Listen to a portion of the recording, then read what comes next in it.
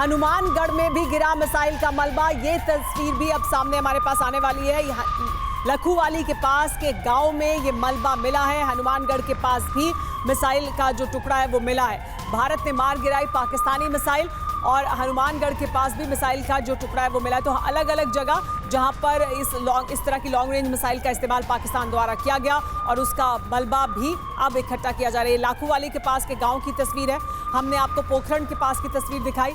दोनों जगह से जो मिसाइल के टुकड़े हैं, मिसाइल के हिस्से हैं, वो अब साफ तौर पर देखे जा सकते हैं। लेकिन ये लॉन्ग रेंज मिसाइल है, यानी पाकिस्तान के आर्सेनल में, पाकिस्तान के पास हथियारों में जो उसकी सबसे शक्तिशाली मिसाइल थी उसका उसने इस्तेमाल किया और उस मिसाइल को गिरा दिया गया, मार गिराया गया भारत। और देखिए लॉन्ग रेंज मिसाइलों का इस्तेमाल भी किस कदर किया गया है। अभी हमने पोखरण की तस्वीर दिखाई अपने दर्शकों को। ये जो तस्वीर आपकी स्क्रीन पर है ये हरियाणा के हिसार की तस्वीरें हैं और अब जानकारी ये मिल रही है कि लखूवाली के पास के गांव में भी ये मलबा मिला है भारत ने। ये देखिए ये जो तस्वीर है ये हम आपको दिखा रहे हैं। पाकिस्तानी मिसाइल यहां पर भी मार गिराई गई है।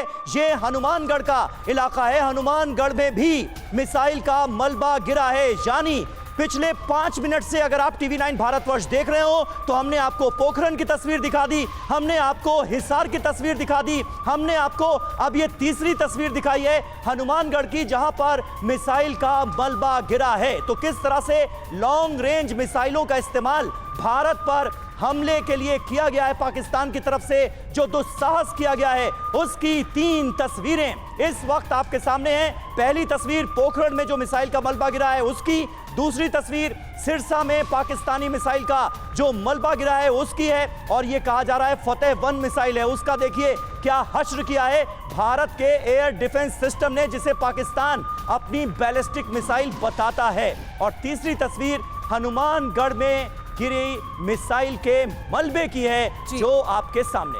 हमारे साथ यहाँ पर इस वक्त सुमित भी मौजूद है। सुमित, ये 3 तस्वीरें हम दिखा रहे हैं।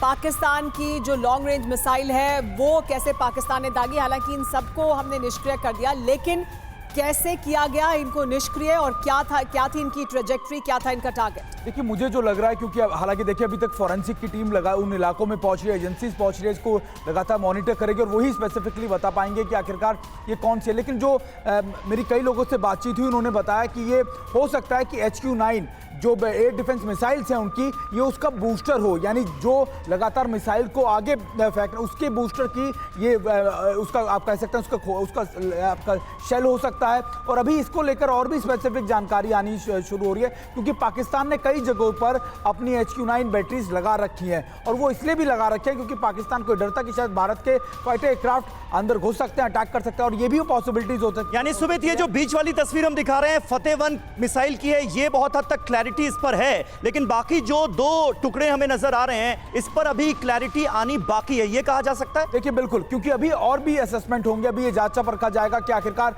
ये सच में कौन सी मिसाइल है, कहां से मैन्युफैक्चर है। तो ये सारी असेसमेंट थोड़ी देर बाद और क्लियर हो पाएगी, क्योंकि थोड़ी देर में ब्रीफिंग की जाएगी। लेकिन इंपॉर्टेंट ये है कि अलग अलग इलाकों में अगर ऐसे ही शेल्स पाए गए तो निश्चित तौर पर ऐसे शेल्स को एक आप कह सकते हैं सिमिलर पैटर्न के शेल्स को इस्तेमाल करके और अटैक करने के लिए इस्तेमाल किया होगा पाकिस्तान ने।